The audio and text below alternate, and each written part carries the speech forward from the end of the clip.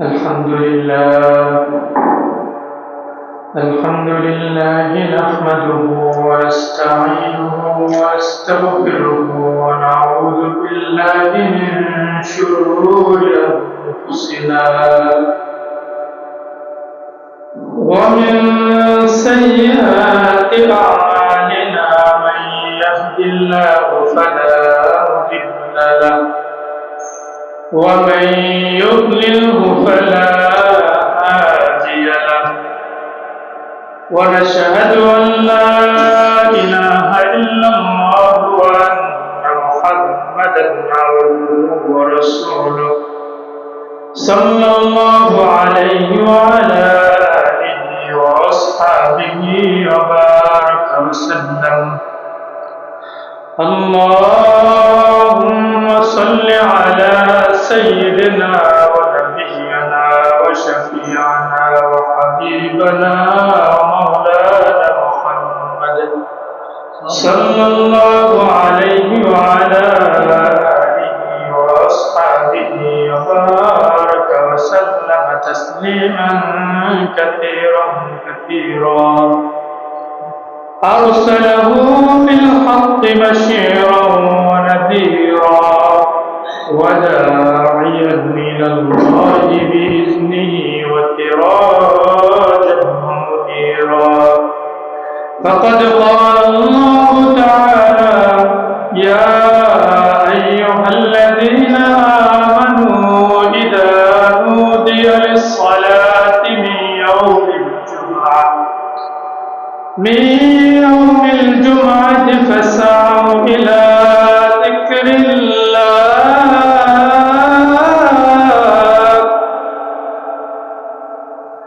من يوم الجمعة فاسعوا إلى ذكر الله وذروا البيع ذلكم خير لكم إن كنتم تعلمون.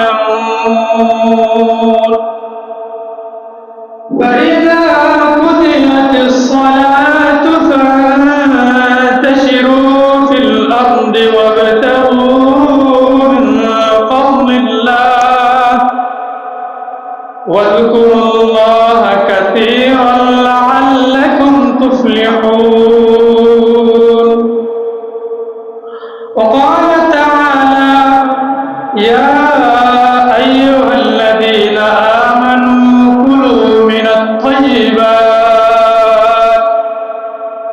كلوا من الطيبات ما رزقناكم واشكروا لله إن كنتم إياه تعبدون. وقال النبي صلى الله عليه وسلم: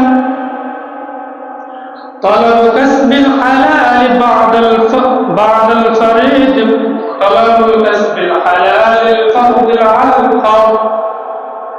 وقال النبي صلى الله عليه وسلم: إن الله طيب لا يقبل الله طيب. بسم الله الرحمن الرحيم. ما كان محمد أبا أحد من رجالكم ولكن رسول الله وخاتم النبيين وكان الله بكل شيء عليما. إن الله وملائكته يصلون على النبي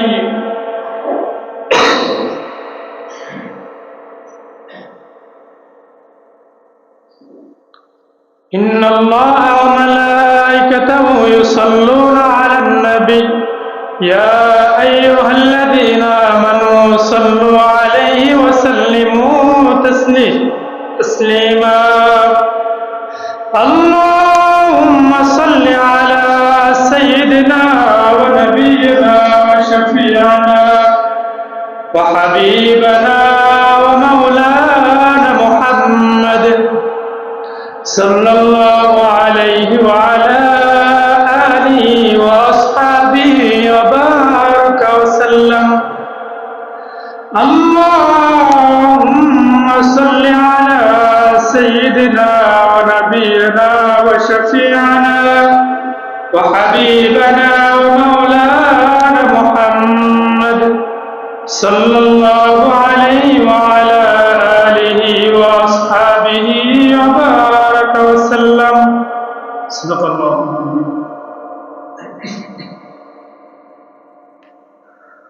আজ সৈয়দুল আইয়াম পবিত্র জুমার দিন।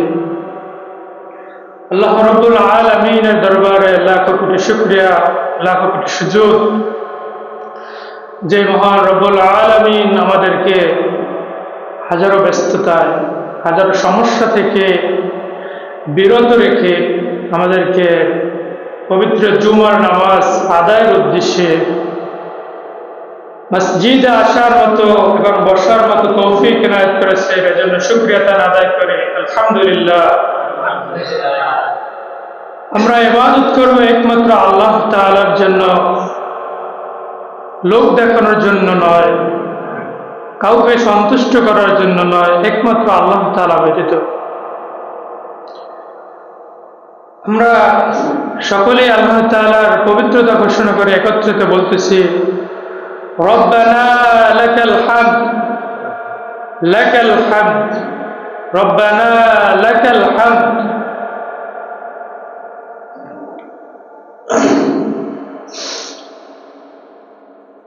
আল্লাহ তাআলার কাছে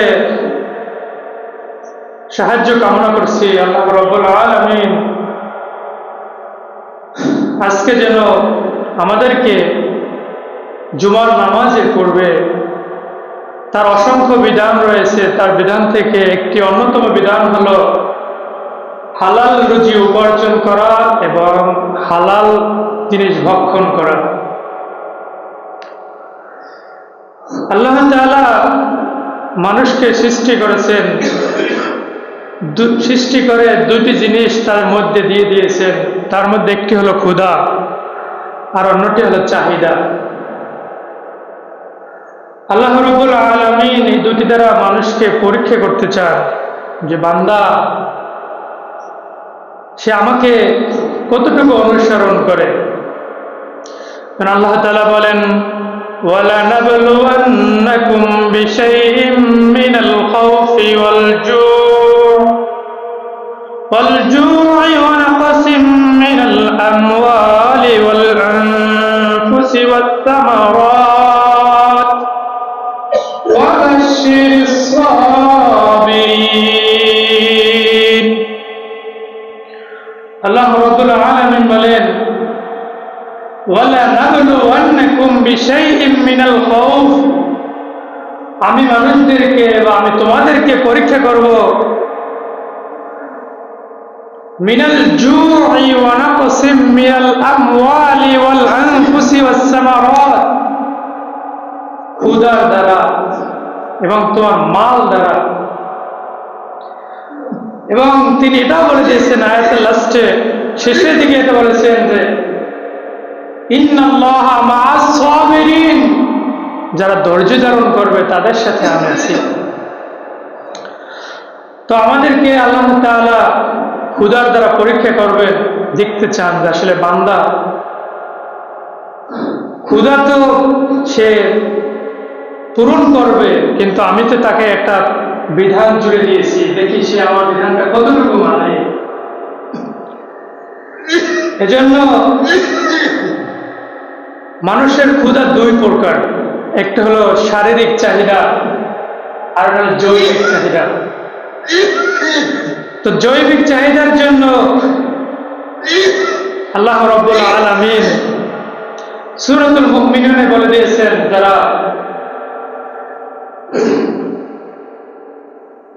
যারা মুমিন তারা তাদের লজ্জাস্থানকে হেফাজত করবে এবং তাদের যৌন চাহিদা পূরণের জন্য তাদের জন্য হালাল করে দিয়েছি তাদের স্ত্রী এবং দাস দাসীদেরকে।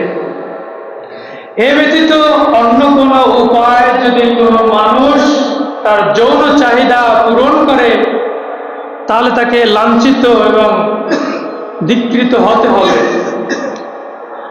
আল্লাহ তাআলা এই আয়াতের আমরা বুঝতে পারি যে মানুষের যৌন চাহিদা যদি পূরণ করতে চায় তাহলে তার জন্য হালাল পথ হলো দুইটা। এক হলো স্ত্রী সহবাস, আর দ্বিতীয় হলো দাস দাসী ব্যবহার।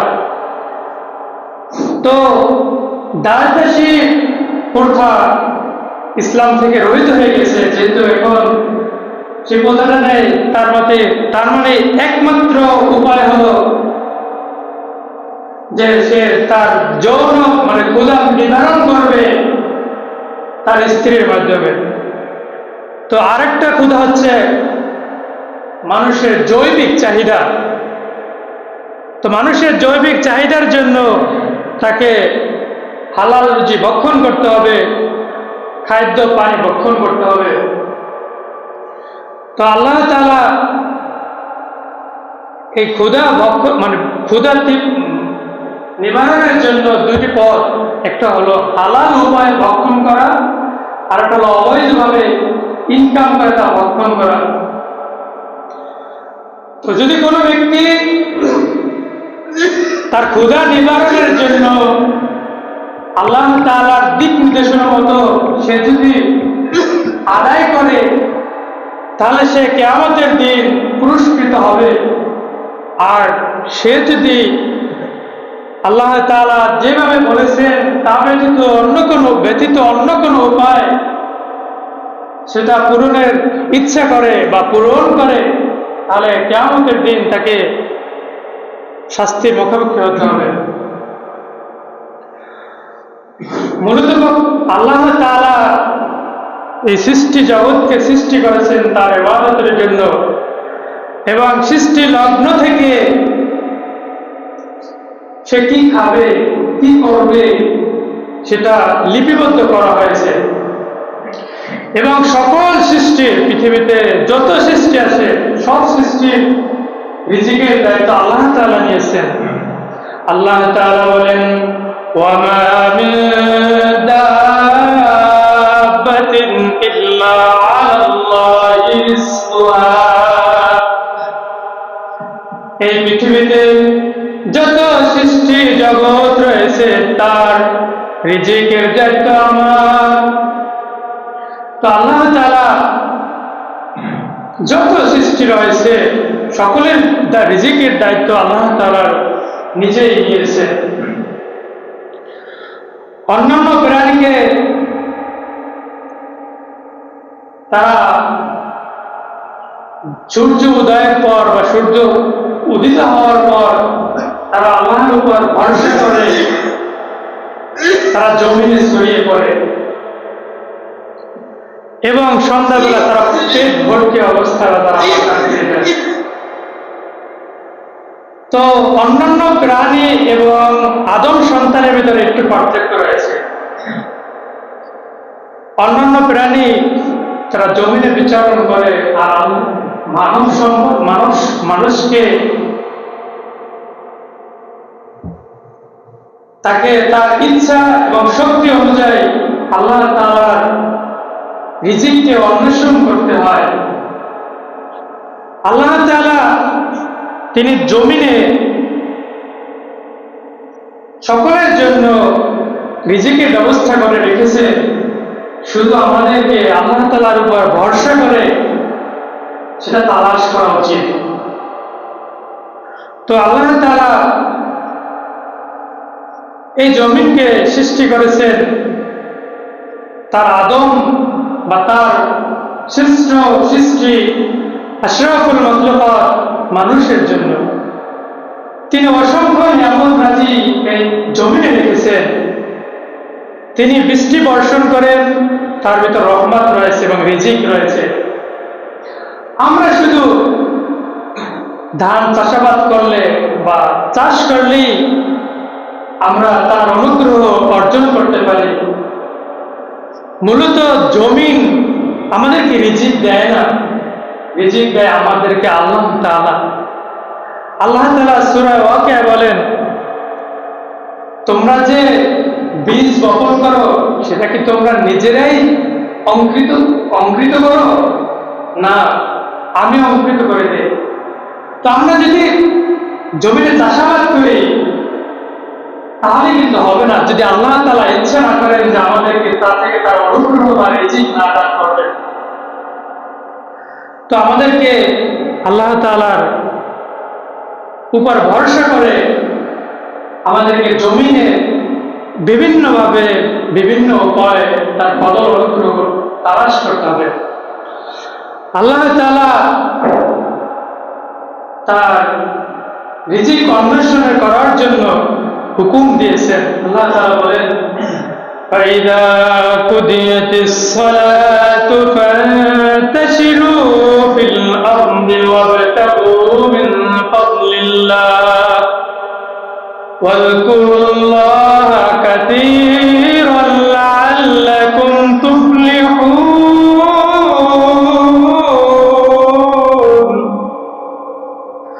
আল্লাহ তাআলা বলেন,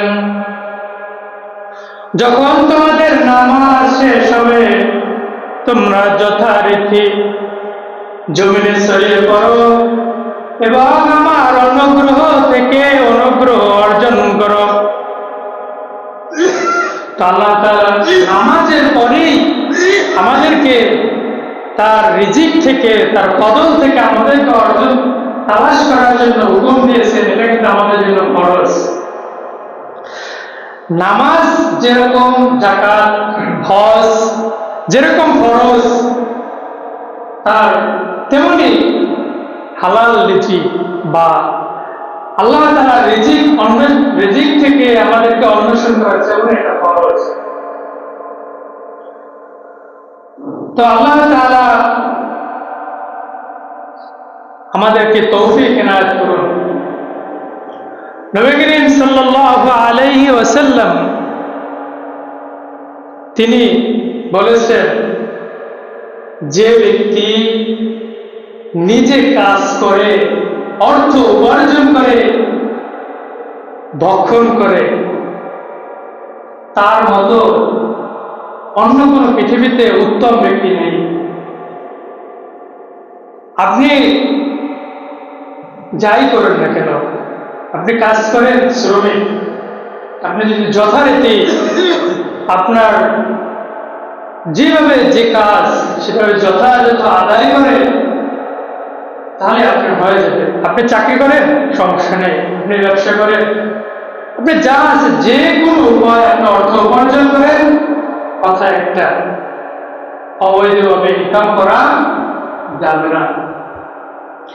তো আল্লাহ তাআলা যেভাবে আমাদেরকে হালাল রিজিক অন্বেষণ করার হুকুম দিয়েছেন, তেমনি আবার হালাল খাদ্য ভক্ষণ করার হুকুম দিয়েছেন। আল্লাহ তাআলা বলেন, ইয়া আইয়ুহাল্লাযীনা আমানু কুলু মিনাত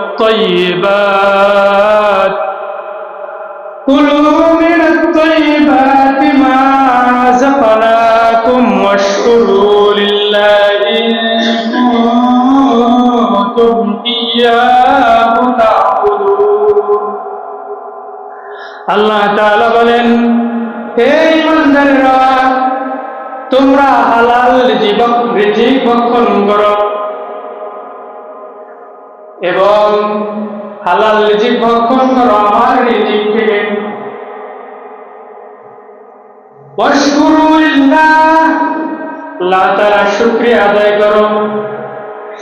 ইন কুনতুম ইয়্যাহু তা'বুদুন, ইন কুনতুম যদি তোমরা আমার ইবাদত করো, ইন কুনতুম ইয়্যাহু তা'বুদুন যদি তোমরা আমার ইবাদত করো। আল্লাহ তাআলা বলছেন, প্রথমে বলছেন, হে ঈমানদারেরা, তোমরা হালাল রুজি ভক্ষণ করো। প্রথম হুকুম কি? হালাল রুজি ভক্ষণ করা। এরপর কি? ওয়াশকুরু লিল্লাহ, তোমরা আল্লাহ তাআলার শুকরিয়া আদায় করো। এরপর আল্লাহ তাআলা বলেন, ইন কুনতুম ইয়াহু তা'বুদুন, যদি তোমরা আমার ইবাদত করতে চাও। তাহলে হুকুম কয়টা? প্রথমত হালাল রুজি ভক্ষণ করতে হবে, আল্লাহ তাআলার শুকরিয়া আদায় করতে হবে, এরপর ইবাদত করতে হবে। এখন আমাদের সমাজে হালাল রুজি পাওয়া খুবই দুষ্কর। এটা আলেম বলেন কি, সাধারণ মানুষ কি, সবাই আমরা ছুটছি তো ছুটছি, কোন পথে ইনকাম করছি বা কোন পথে আয় করছি সেটা দেখার সময় নাই। নবী করিম সাল্লাল্লাহু আলাইহি ওয়াসাল্লাম বলেছেন, তলাবু কাসবিল হালালি ফারিদাতুন বা'দাল ফারদ। হালাল রুজি অন্বেষণ করা এক ফরজের পর আরো একটা ফরজ। আমাদেরকে হুকুম দিয়েছে ইবাদত করার জন্য আল্লাহ তাআলা, এরপরে আবার বলেছেন তোমরা কিন্তু হালাল রুজি ভক্ষণ করবে। আল্লাহ তাআলা, আমরা যদি হালাল রুজি ভক্ষণ না করে আমাদেরকে শরীর গঠন করি, আমাদেরকে পোশাক পরিচ্ছদ, আমাদের রাষ্ট্রীয় জীবন সামাজিক জীবন যদি পরিচালনা করে, আমাদের ইবাদত কবুল হবে না, হবে না, হবে না। আমাদেরকে, আমরা যদি ইবাদত করতে চাই তাহলে আমাদেরকে সর্বপ্রথম কি করতে হবে? হালাল রুজি ভক্ষণ করতে হবে। আমার শরীর গঠন, আমার পোশাক, আমার খাদ্য, প্রত্যেকটা জিনিস হালাল হতে হবে। নবী করিম সাল্লাল্লাহু আলাইহি ওয়াসাল্লাম বলেছেন, ইবাদত কবুল হওয়ার জন্য 10 ভাগের 9 ভাগ হচ্ছে কি হালাল রুজি ভক্ষণ করা, আর 1 ভাগ হচ্ছে সে যে ইবাদত করবে, যে বিধানটা মান্য করবে, সেই বিধানকে যথাযথ পালন করা। তাহলে 10 ভাগের 9 ভাগ গুরুত্বটা কত?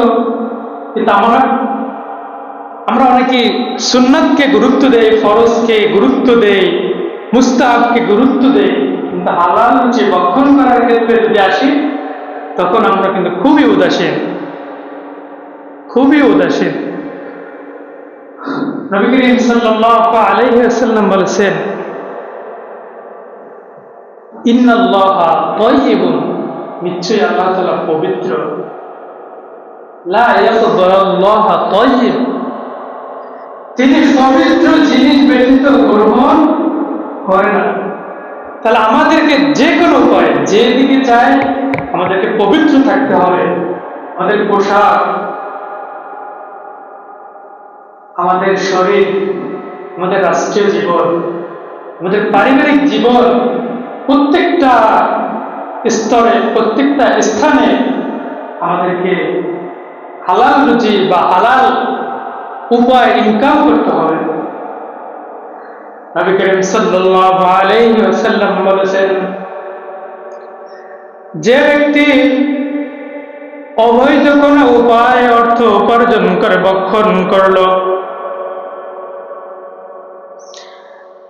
আমরা সকলেই জানি 4 শ্রেণীর লোকদের, 3 শ্রেণীর লোকদেরকে আল্লাহ যদি দোয়া করেন আল্লাহ তাআলা কখনো ফেরত দেন না।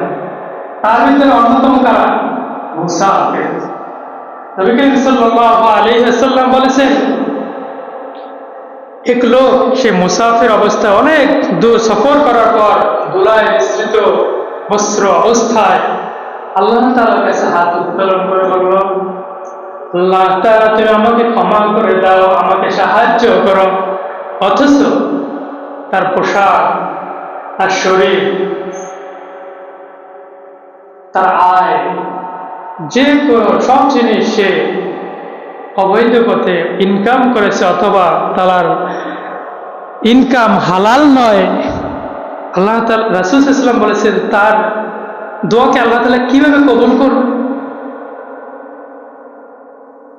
তাহলে একজন মুসাফির, তার যে আল্লাহ তাআলা বলেছেন আমার এবং তার দোয়ার মাঝে কোনো পার্থক্য নেই, কোনো পর্দা নেই, সেই জায়গায় আল্লাহ তাআলা বলছেন তার রিজিক বা তার অর্থ বা তার বক্ষণকৃত বস্তু হালাল নয়, এজন্য নবী করিম সাল্লাল্লাহু আলাইহি ওয়াসাল্লাম বলেছেন তার ইবাদত কিভাবে আল্লাহ তাআলা কবুল করবেন? আল্লাহ তাআলা যদি কবুল করেন তাহলে সে তার কথা এবং কাজের ভিতরে পার্থক্য হয়ে যায় না? আর এটা কি আল্লাহ তাআলার কাছে সম্ভব? বলেন। তাহলে আমাদেরকে যেদিকে যাই আমরা ইবাদত করার পূর্বে আমাদেরকে রিজিক ভক্ষণ করতে হবে। আর আমাদের সমাজে যখন হালাল উপার্জনের কথা আসে বা পরিবার ব্যবসা বাণিজ্যের কথা আসে, তখন আমরা একটু যারা চাকরিজীবী তারা একটু ওই যে শ্রমজীবী বা ব্যবসায়ী তাদের দিকে একটু ঠেলে দেয়, মানে এই বিধানটা তাদের জন্য, আমাদের জন্য না। অথচ আপনি চাকরি নিয়েছেন, কোনো সমস্যা নেই, আপনি যে কর্মসংস্থানে আছেন সেই কর্মসংস্থানে আপনার ডিউটির ঘন্টা হচ্ছে 8 ঘন্টা, 9 ঘন্টা, 12 ঘন্টা।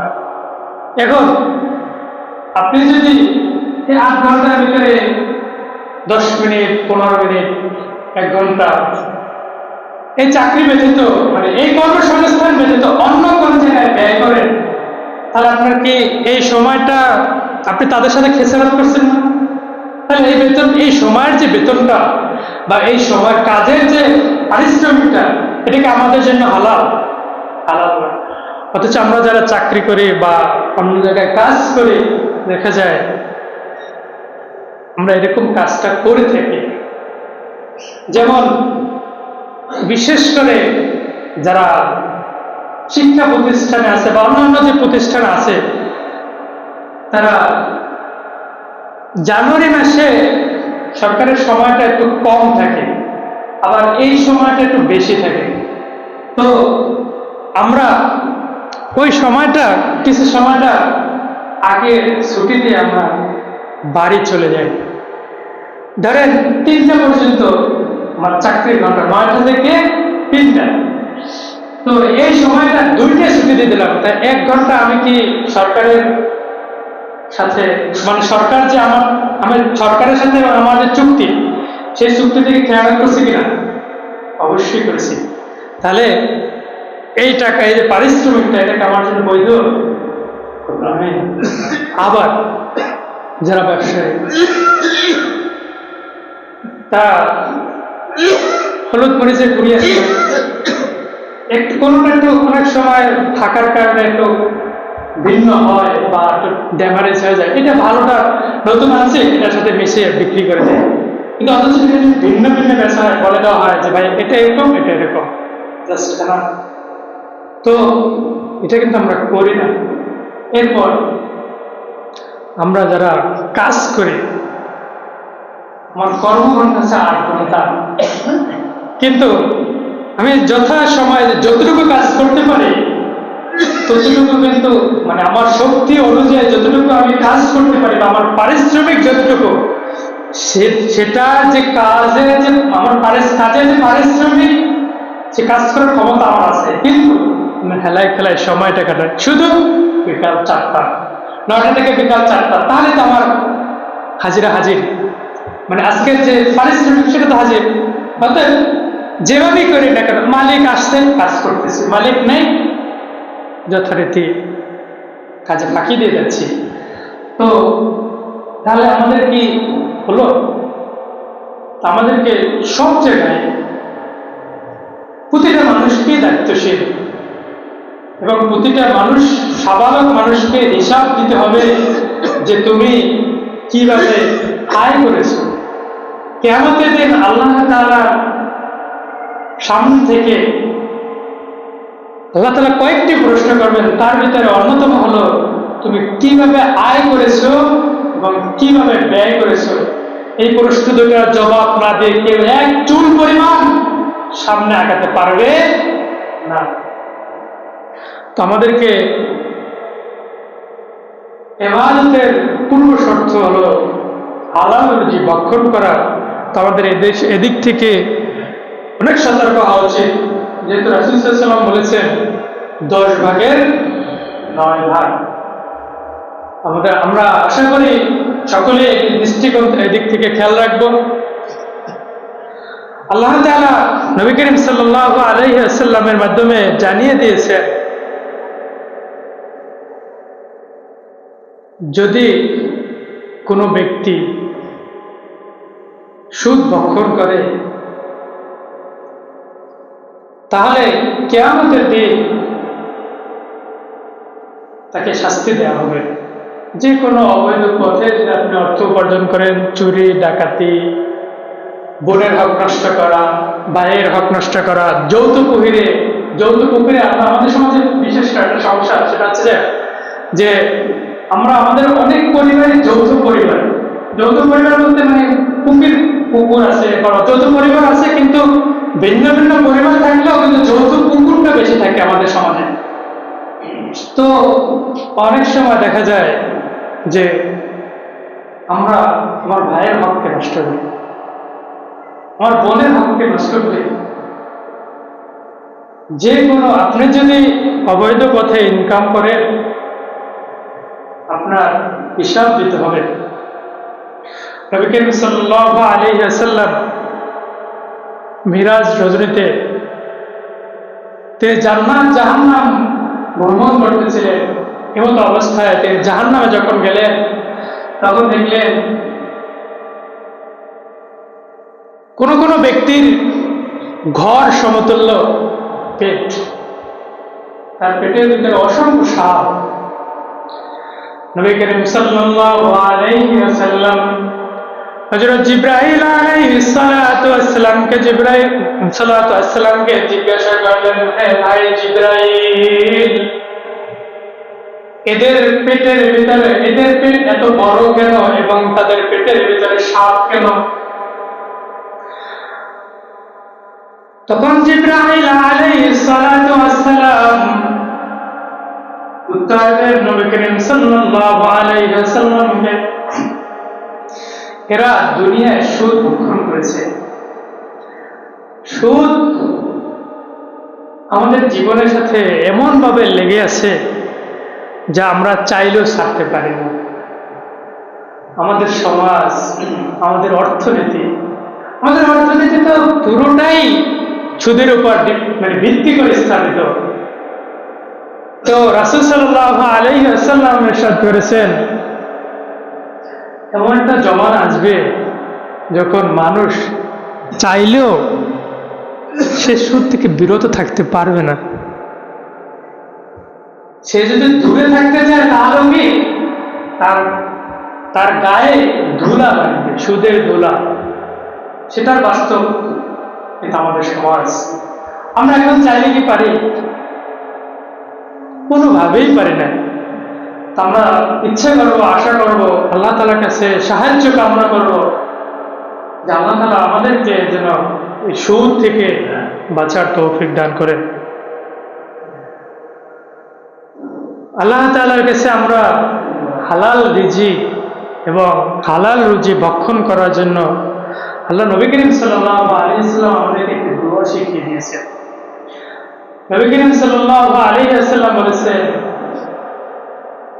হে উম্মতেরা, তোমরা আল্লাহর কাছে এভাবে দোয়া করো, আল্লাহুম্মা ইকফিনি বিহালালিকা আন হারামিক ওয়া আগনিনি বিফাদলিকা আম্মান সিওয়াক। হে আল্লাহ, তুমি আমাদেরকে হালাল রুজি ভক্ষণ করার তৌফিক দান করুন এবং আমাদেরকে হালাল অর্থ উপার্জন করে আমাদেরকে যতটুকু হালাল উপার্জন করতে পারিছেন তাতে যেন আমরা সন্তুষ্ট থাকতে পারি। নবী করিম সাল্লাল্লাহু আলাইহি ওয়াসাল্লাম যে দোয়াটা শিখিয়ে দিয়েছেন, আমরা সকলেই যারা জানি না, তারা যারা জানে তাদের কাছ থেকে জেনে নেব এবং যারা জানি আমরা যথারীতি যথা সময় প্রত্যেক নামাজের পরে আমরা আল্লাহর কাছে সাহায্য কামনা করব। আর আল্লাহ রাব্বুল আলামিন আমাদেরকে যেন হালাল রুজি ভক্ষণ করে তার মকবুল বান্দা, তার ইবাদত করার মতো তৌফিক এনায়েত করেন। আল্লাহ রাব্বুল আলামিন আমাদেরকে সকলকে কবুল করুক। যে আলোচনা হয়েছে তা থেকে আমাকে যেন পালন করার তৌফিক ইনায়াত করেন এবং আপনাদেরকেও যেন তৌফিক ইনায়াত করেন। ওয়াখির দাওয়ানা আলহামদুলিল্লাহি রাব্বিল আলামিন। আসসালামু আলাইকুম ওয়া রাহমাতুল্লাহ। যারা কাবলাল জুমা পড়েন না তারা কাবলাল জুমা দেখবেন।